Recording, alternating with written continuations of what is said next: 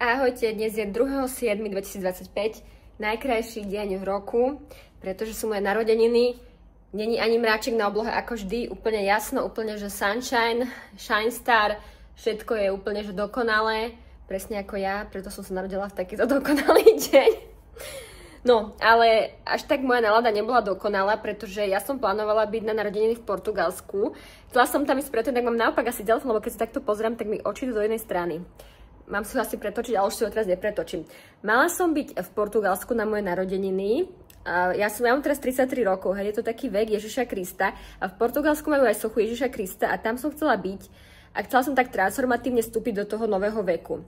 Každopádne nepodarilo sa mi to, pretože som posledné dni riešila také iné veci, mi prišli do života transformatívne. A asi to nebol úplne ten Ježiš Kristus portugalský, ale bolo to niečo túto na Slovensku. A tak som stále sa ocitla v tomto byte, hej. Predtým som bola som bývala na inom byte, mesiac v júni, kde som prechádzala takou transformáciou s mojou spolubývajúcou, o ktorej som sa veľa naučila trošku dramatickým spôsobom a trošku takým šialným spôsobom, ale naučila som sa od nej mnoho vecí.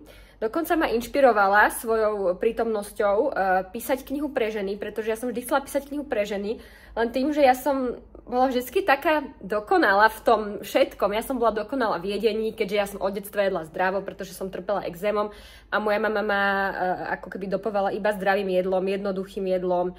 Ja som jedla fakt jednoduché veci. Nejedla som čokolády, nejedla som hamburger, jedla som jednoduché, zdravé veci, zeleninu a tak.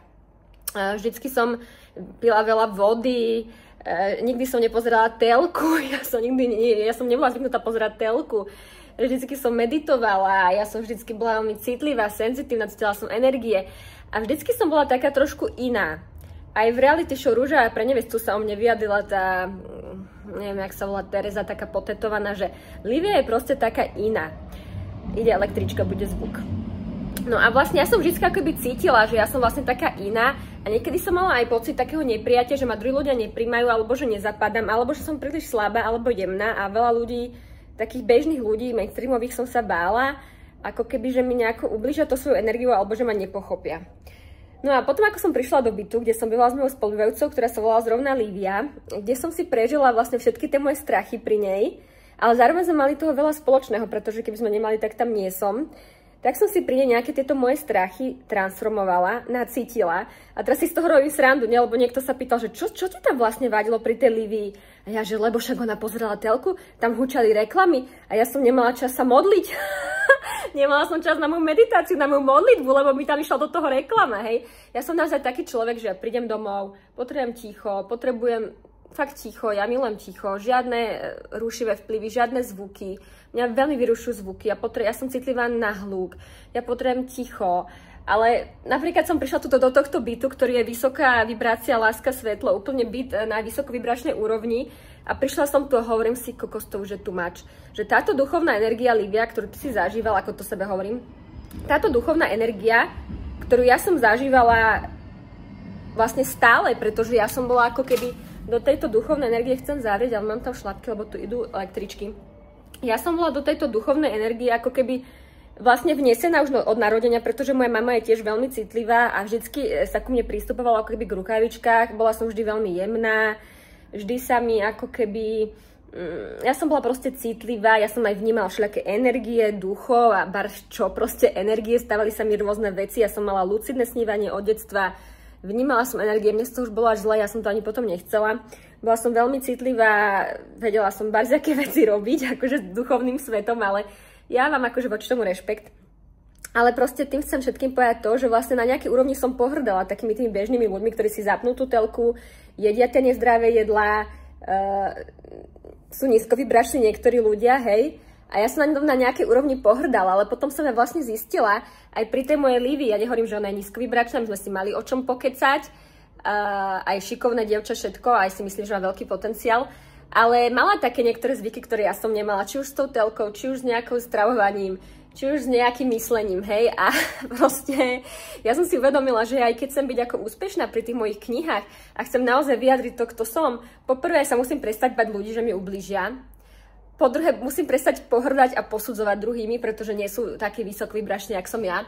A po tretie, keď ja chcem ako keby dávať do sveta to, čo napríklad ja viem o energiách, o zdravom stravovaní, o tom, ako jesť, o tom, ako byť krásny, štihlý, ako byť vysokovibračný, ako byť krásny aj v 34 rokoch a ďalej, ako vyžarovať lásku a svetlo, ako mať dobré vzťahy, ako byť ako keby taká vysoká duša, hej. To sú proste všetko vysoké slovička, vysoké názvy a veľa ľudí, napríklad z tohto prostredia, ja som teraz v takom byte, je to také prostredie, kde sa organizujú kurzy pre vysokovibračných ľudí, pre vysokoduchovných ľudí, organizujú sa tu Theta Healing kurzy a je to tu všetko také vyvibrované, len problém je to, že tá masová skupina ľudí potrebuje tiež sa dostať možno na vyššiu úroveň.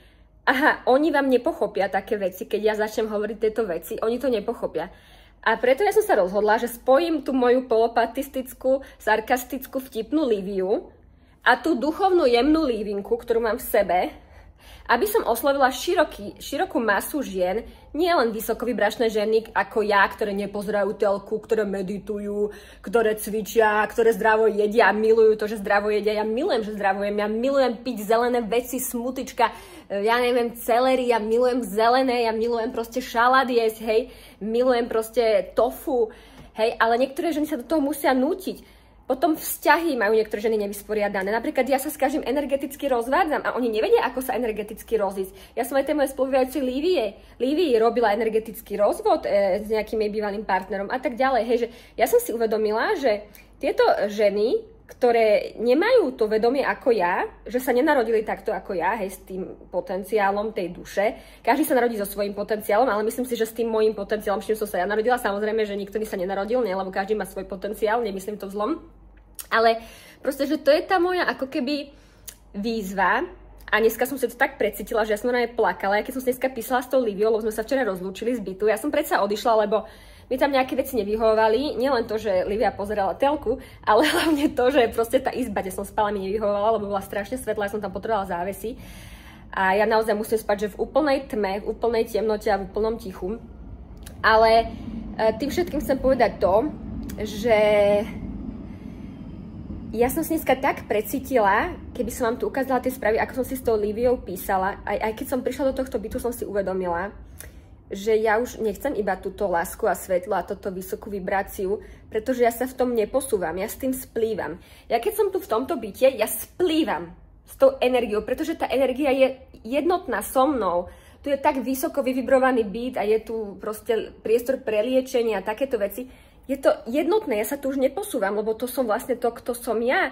Ale keď som prišla a bývala som s Líviou, tak ja som sa tam posúvala, pretože tam mi to narážalo do toho, čo ja v sebe nemám, alebo dokonca do toho, čím pohrdám, alebo dokonca to, čo v sebe nemám spracované. A zároveň som videla nejaké návyky, ktorými ako keby ja pohrdám, ale práve to je moja cieľová skupina. Tie ženy, ktoré chcú sa mať lepšie alebo chcú vyzerať krajšie, ale majú zlé návyky. A práve ja sa na toto musím nasústrediť. Ja sa nemôžem sústrediť na týchto vysokovibračných ľudí, na lásku, na svetlo a neviem na čo, pokiaľ tá široká masa potrebuje moju pomoc.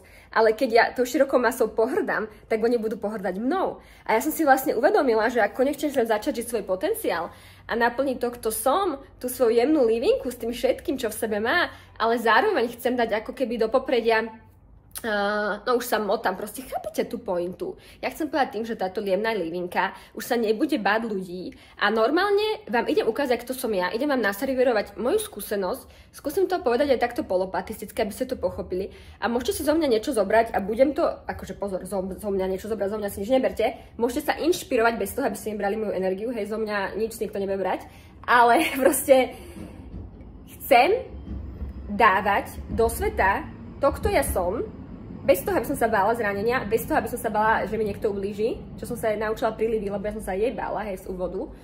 A chcem to dávať do sveta a chcem sa práve sústrediť na širokú masu ľudí bez toho, aby som pohrdala niekým, že niekto je vysokovibračný, niekto je nízkovibračný. Každý je nejaký. Áno, ja som v tomto dosť špecifická, že ja si naozaj idem na vysokých vlnách, ale proste tiež niekedy mi to neškodí, lebo niekedy si tak uletím, že úplne som neuzemnená, hej. Takže chcem teraz písať knihu aj vďaka tomu, že ma Lívia inšpirovala. Chcela by som pomôcť ženám tou knihou. Práve chcem písať o tom jedle, o tom, ako jesť, o vzťahoch, o energetických rozvodoch. A mám akože veľa toho, o čom chcem písať. Bude to taká kniha pre ženy, ako, neviem, ako sa to bude volať, ale tá kniha bude písaná takým liečivým slovom. Už to, že ju budete čítať, vás to bude liečiť a transformovať vás na vyššiu úroveň. Tá kniha bude vysoko transformačná a bude o tom, ako vystúpiť z toho takého nezdravého možno vzorca tej ženskej energie a vstúpiť do takého menej komerčného zdravého vzorca, viac zdravého, kedy sa tá žena viac prepojí so sebou, so svojou intuíciou, dokáže sa viac cítiť, vnímať a tým pádom jej prestanú chutiť aj nejaké spracované potraviny, tým pádom prestane vyhľadávať stupidné programy v televízii, tým pádom začne viac vnímať svoju sexualitu, seba a viac sa príjme, viac sa miluje, viac poctí svoju hodnotu a tak ďalej. A toto by ja som chcela dávať svetu, pretože to je niečo, čo mám uchopené.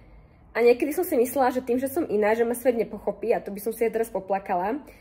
A bolo mi niekedy ľúto, že proste niektorí ľudia, vidíte, už plačem, že niektorí ľudia, ktorí sú primitívci, majú na Instagrame plné pozretia, majú tam 200 000 followerov a majú tam samý primitivizmus.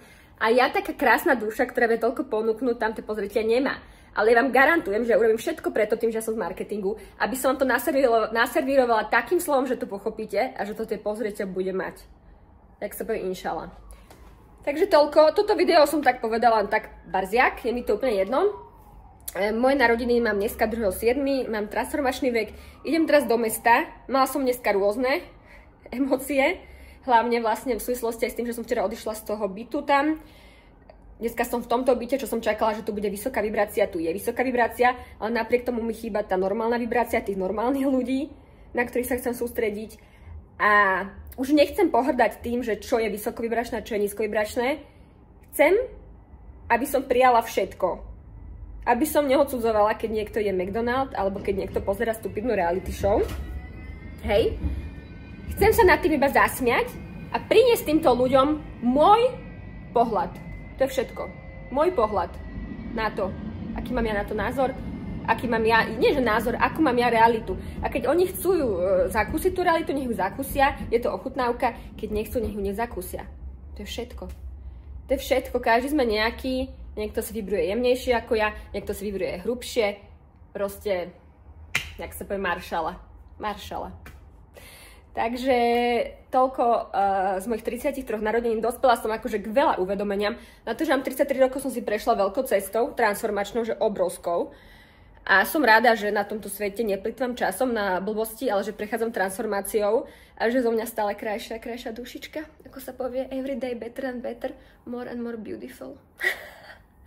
No, tak trošku toho. A to nie je, že narcisizmus, to je to, že uznáme si svoju hodnotu a pozrieme sa pravde do očí a keď sa zlepšujeme, tak si to potvrdíme. Ešte niečo chcem povedať? Chcem povedať, že Livia, už stačí uvedomení, choď von, daj si drink a oslav svoje narodeniny a potom vám niekedy pridám aj moju oslavu z Portugalska, pretože to ešte stále sa musí naplniť pri tom Ježišovi Kristovi. Tak, čus!